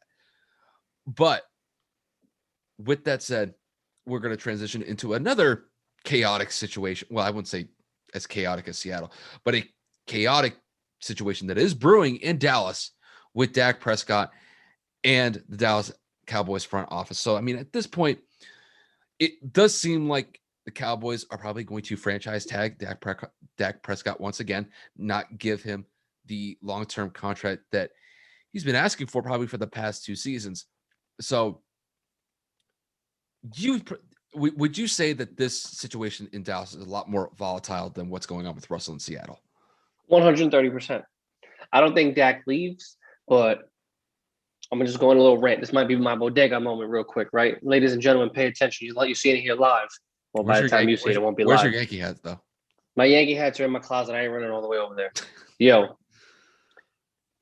I think Jerry Jones has lost his flipping mind. I've said flipping 3 times because I'm trying to avoid cursing as much as I do because I feel like kids do watch this. But at the end of the day, fuck it. I think Jerry Jones is ridiculous because let's pay attention to the signs. Dak Prescott requests a long-term contract. Dak Prescott gets tagged. Dak Prescott balls out before the injury. Absolutely shows them, without me, you're garbage. Andy Dalton played decent towards the end of the season, but it was way too late. Dak's camp comes back and probably asks for more because he proved it once again. Hey, in the games that I played, I threw for 450 yards 3 times in a season that I played 5 or 6 games. Are you kidding me? Like, what more does Jerry need to see? He's probably asking upwards of somewhere, not in the Patrick Mahomes area, but yearly money, high 30s, early 40 million. Deshaun Watson's getting 40 million next season. Patrick Mahomes is getting 50 million and more every other year, if not every year going forward. The man has literally got every ounce of control, and Jerry Jones continues to say, we are not getting closer. Bro, if you don't stop fucking around, he's going to leave. Because this man showed last season, I ate my words when I said that Carson Wentz was better. I ate my words when I said that Dak Prescott was not as good as a quarterback as everybody was leading to believe. I laughed when they tagged him for $32 million, and now the tag is what, 37? It's pretty high. I know it's higher from Like, last year. that's another thing. Cap continues to go up. Revenue continues to go up. So the tag continues to get bigger. Why not just give him that, what you're giving him for one, and spread it out across a 5 or 6 year deal? Do you want him to leave? Do you want Ezekiel Elliott to get traded? Do you want freaking CeeDee Lamb to see that there's a disgruntled front office with their leadership? Dallas has a problem, and the problem is Jerry Jones. He's the owner and the GM, and he needs to stop being the GM. He needs to hand it off to his kids. He needs to hire someone else because Jerry can't do it anymore. I've had about enough. Dak deserves the money. I know that Isabel and her family are not going to want to hear this, even though none of them listen to this, other than maybe her cousin. Dak played it good enough last year to show that he's worth money. And Jerry saying, no, we're going to tag you again, just shows the incompetence of Jerry Jones, because if he decides to walk, he requests a trade, he decides not to play. Dallas sucks again. They can't win without him. Last year showed it, leveraged to Dak Prescott's camp. I mean, look, I'll say this.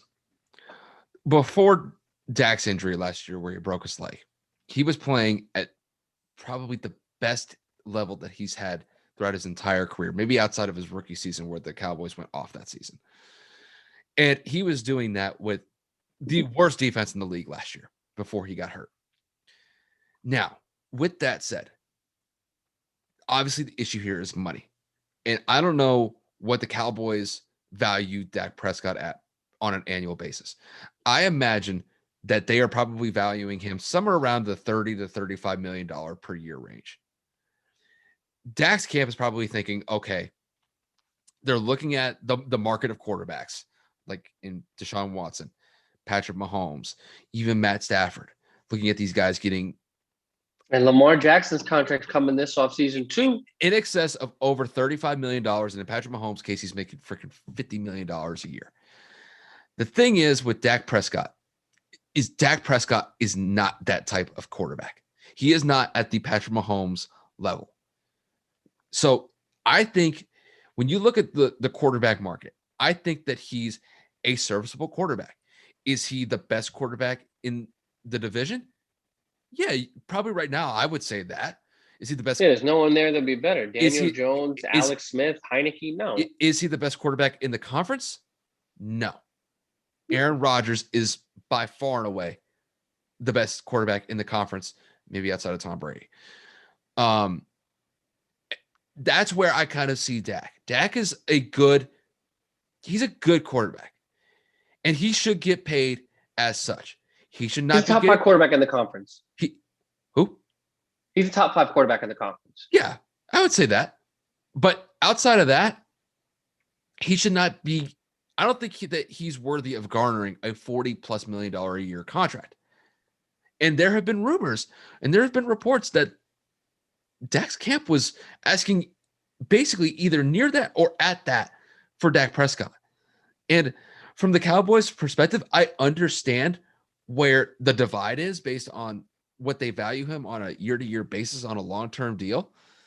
But look, if you're going to continue to franchise tag him, you're pretty much just going to say, all right, you know what? We're going to do this on a year-to-year basis because we can't seem to work out this long-term deal. I think it's going to get to a point where it's like, Dak's like, I don't want to deal with this anymore. I'm gone. It's just not going to happen anymore because you're not giving him the long-term security that he wants. And look, he wanted this deal done last year. He didn't get it. And look what happened. He didn't get a long-term financial security that he wanted. And he's basically all the franchise tag at this point is you're just leasing out the player for another year. That's all you're doing. And it is kind of disrespectful to Dak because Dak has really gone to bat for this team. I know that the Cowboys are a consistently inconsistent team, but it's not because of Dak Prescott. No. It's the damn defense can't defend a freaking parked car, dude. Dak is giving that team everything that he can. And Dallas just can't seem to get the priorities right. But I can understand why Dallas is saying you're not a $40 million a year quarterback because he's not. He's not, but Dallas did this to themselves. Last year, they had the opportunity to pay him, and they didn't, so the market went up. Dak played at a great level. Then he got hurt, and they sucked, so the contract demand went up. This is all Jerry's fault. Yeah, and I get that. But I understand the initial context of Dallas not thinking that he was a $40 million quarterback. I understand that. Let somebody else pay him then. Let him walk. Tagging him again and again is disrespectful. It is, because you're going to treat basically your franchise that way. I think that is disrespectful on their part. But I also think Dax Camp probably needed to get a reality check from Dallas saying you're not worth $40 million a year. And I fully understand that from Dallas's perspective. Agreed. But at the quarterback position, they should have probably agreed somewhere around 37.5 last year. That's what they probably should have just agreed to. They gave him 32.3 or 4 with the tag. They should have gave him 33 to 35. This season made it bigger, so now it's probably 37.40. My thing is, you have to pay him before Lamar gets his contract. Because Lamar gets his deal. Lamar gets his deal. That's another quarterback that's younger. Well, I mean, gets a bigger contract. I mean, Patrick really reset the whole market. That's different, though. He's an outlier because he's a freak of nature. That's not even a joke. The things that he's been doing, we've talked about so many times on both podcasts and together, are unfathomable, that none of these quarterbacks can keep up with him at the level that he's producing. That's fair. It's the point of the market itself continues to grow with every young and up-and-coming quarterback. So you're literally going to sit here and tell me Carson Wentz is making more than Dak Prescott and deserves it. No, he got paid because of one productive season. Lamar Jackson, 3 to 4 year kid that's coming to this league, lit a spark, and the Ravens are now relevant once again. Is he better than Dak Prescott?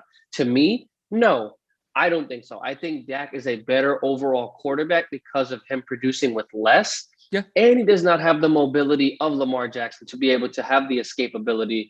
And Baltimore has a way better defense. Anybody has a better defense than the Cowboys. Yeah. And all of the quarterbacks that precede these young guys that are making more than him. I think if the Cowboys don't get it done this season, we're going to have not a conversation of him leaving or potentially being traded. I think Dak suits up somewhere completely different next season if this doesn't get done. Tag or not, Jerry says, we're giving you 37 to tag this year. Come play for us.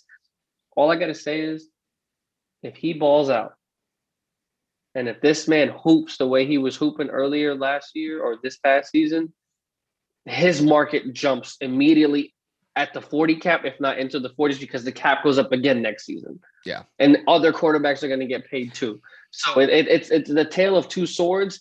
You pay him now and you bite the bullet, or you pay him next season and you bite a bigger bullet. Either way, you're taking a hit to your cap. So Dallas needs to make a decision on, do I take the hit now and structure the contract to where I can take the hit at different times, or do I keep letting this quarterback market get bigger until the point of Dak Prescott's going to be basically paid $40 to $45 million a year? It's either that or they get a contract ironed out quick. And there's no way I think that is happening anytime soon. There's been no indication. Nope, they're on polar sides. They're not even talking. They're done. He's gonna get tagged again. Yeah. So I mean, yeah, I think at this point, you got to really start counting the days in Dallas for Dak, because I don't think it's gonna be. I think after this season, if they can't even get close to a contract, he's gone. He's gone. Oh, 100%. 100%. He leaves, Zeke will leave.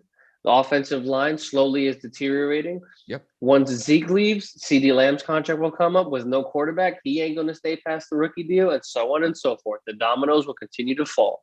Yep. I think really the success, the short-term success for the Dallas Cowboys at this point is really dependent on this Dak situation. Yep. But with that said, we'll transition into the final topic of today's episode, and that's going to revolve around the reports are circulating that Ben Roethlisberger is going to return for what could be his final season with the Pittsburgh Steelers for the 2021 season. I mentioned, actually, you and I and Tyree mentioned that we thought we saw the last season with Big Ben in the Steelers last year, just because it did seem like at certain points that he was kind of hinting at retirement. Just in some of the press conferences that he had, he definitely seemed a little bit more vulnerable to the idea of, hanging it up at the end of this season. But it does seem like that he is going to come back this season. I believe the owner and Ben Roethlisberger had a conversation, and he basically gave him his word that he was going to come back for this season upcoming. So where do you see this going for the Pittsburgh Steelers with Big Ben potentially coming back this season? So I only have one thing to do. I forgot to ask you before the episode started. Can you just look up the details of Ben's contract for me, just so I can see what he's expected to be paid this next season? Overall, it really depends on what Pittsburgh does in free agency upon the offensive side of the ball. We do know that Juju Smith-Schuster is available. We do know that the Pouncey twins just announced their retirement. Mm-hmm. We do know that the running back situation is a little bit in question with James Conner and, his injuries over the last couple of seasons. Will they tag him? Will they give him an extension, and so on and so forth? Ben's inconsistency throughout the season. Yes, he threw a good amount of touchdowns. He had a great comeback overall as the potential comeback player of the year. But there were a lot of moments where you did see his age come into play, and you did see his decision-making slowly start to deteriorate throughout the integrity of the year. I mean, what did he have? 3 picks in that playoff game against the Browns, maybe 4. It was a bad game. It was a bad game. Yes, it happens, but I don't know if Pittsburgh is willing to throw a big enough bag at him rather than focus on signing somebody like J.J. Watt. I don't know if they have enough of a bag to keep Bud Dupree. It all depends. If Ben's a free agent, which I don't think that he is, I think he's still under contract for 1 year. Yeah, this is his final year in his contract. So how much is he supposed to make this year? Well, it says on Sport Track that he signed a 2-year deal for $68 million. Last year, he made $26 million. He's scheduled to make, I believe, $19 million this year. The only thing is, though, his cap hit is like $41 million this year. Exactly. So they're going to have to restructure that to put him at maybe the $25 million, maybe the $30 million mark to get some form of cap relief. Yeah. Like I stated, there are a lot of free agents that they have to pay attention to and, consider bringing back. I don't know if they tag Juju. I don't know if they tag James. I don't know if they tag Bud. Bud did tear his ACL, so they probably will let him walk. So it really depends on what they're going to do there in Pittsburgh. Ben is obviously probably one of the greatest quarterbacks in Pittsburgh history behind Terry Bradshaw, if not the best Pittsburgh quarterback ever. It's really just the point of, can Pittsburgh win with Ben Roethlisberger? Obviously, we know that Ben is better than Mason Rudolph and anybody else that they have on that roster. But are you willing to bank enough of your cap hit or your cap availability on a late 30-year-old quarterback? And, the question is, I think he gives you a better shot than anybody else, but I don't know, man, that it's all a matter of how they're willing to work that cap. But based off of the conversation that he had with the owner that I got an understanding of, is that they're willing to restructure and they're willing to build. So yeah, I think it's a good move for Pittsburgh to keep him. That gives them another year to kind of, maybe draft another quarterback to kind of watch him in the backfield. Obviously, we know that not the backfield, watch him on the sideline. We know that Mason Rudolph just didn't pan out in the opportunities that he was given. So we'll see what happens. Yeah, I think at this point, when it comes to the Steelers, I think this is it. This is their last year to go for a title. Because I think after this year, I think Ben's done. Honestly, there were points in time last year where it looked like he was done. And I remember when they were losing the game to the Cleveland Browns in the AFC wildcard game, and you saw Ben Roethlisberger talking to the Pouncey, was it Marquise? I can't remember which one it is. Yeah, he was talking to one of the Pouncey brothers on a sideline, and he was definitely emotional about the whole situation of them getting bounced out of the playoffs in the first round when they got off to a fantastic start last year. They got off to an 11-0 start, and then they completely fell apart at the end of the season, and they got absolutely railed by Cleveland in the first game of the playoffs. So, look, I think this is the last year that they're going to have as a viable championship contending team. And I think after this year, they're going to be in for a major rebuild. So I think at this point, they got to start preparing for Ben Roethlisberger's departure after this season, and they better start looking for a quarterback because they're going to be looking for one very soon.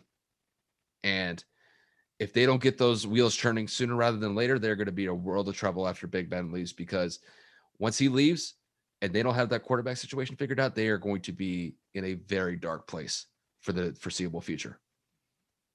Big time. Big time. Pittsburgh's dynasty, or Pittsburgh's little legacy over the last 15, 16 years is it's coming to an end. We all know what Ben did in the earlier ladder of his career, bringing 2 Super Bowl titles within 5 or 6 years to the city of Pittsburgh, which was great. After that, consistent playoff appearances. But obviously we know that everybody has their window, everybody has their time. And other than Brady, it just seems like everybody kind of hits that wall. So Yep. we all know Ben's at that point now where it's win or go home. And I don't think they have enough to win, but they definitely have enough to compete. And it all surrounds the availability of their cap hit. Yeah, it's just, I mean, he's 41 million on the cap this year. I mean, that's got to restructure that. Got to cut that big time. That's a lot. That's a lot of money. And Pittsburgh doesn't have that much cap space to begin with. They barely have any. They want to bring JJ. They're restructuring a lot of people already. Yeah, they're gonna have to. They're gonna have to go. They're gonna have to overhaul some of these contracts. I mean, look, they got to restructure Ben's contract, but bringing in free agents this year is gonna be tough for Pittsburgh. Yep. Agreed. But they'll make it happen if TJ wants it. If they had 20 to 25 million in cap space, I could definitely see them maybe making that happen. But they gotta cut some of this cap space. They gotta cut some of this cap before they can even be in the realm of possibility of making a trade or making an acquisition in free agency this year. Big time. That's all I got for today, though. Honestly, it felt good to be back. I don't know if you have anything, final closing statements. No, I think we hit it right exactly where we thought it was going to be. It was going to be probably somewhere around a 2-hour episode, and pretty much that's what we're looking at right now. And I'm good from here. So, I mean, with that said, you guys that'll pretty much wrap it up from here. I want to thank you guys for tuning in. Whether you were listening to the podcast on Spotify, Apple Podcasts, or wherever you listen to podcasts, we definitely appreciate it. If you're watching it on YouTube, definitely appreciate the support. This will be available on YouTube first thing in the morning, so you guys will have access to it as soon as then. Kevin, is there anything else you wanted to hit on before we wrap this up? Absolutely. I wanted to give a big shout out to all of our subscribers. We are at 93 subscribers as of earlier this evening. Thank you to all of you that continuously watch and support Kyle and I.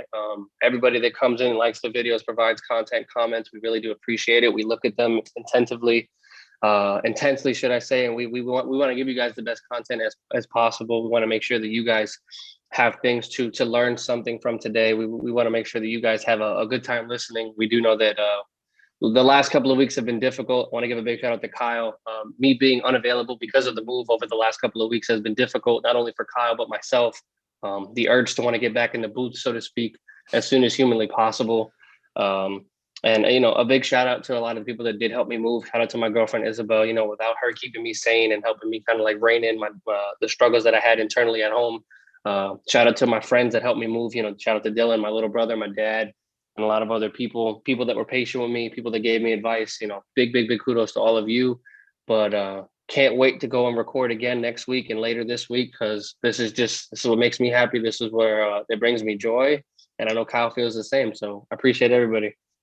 For sure. And with that said, you guys, that'll wrap it up from here. Once again, thank you guys for tuning in, and we will see you guys sometime next week.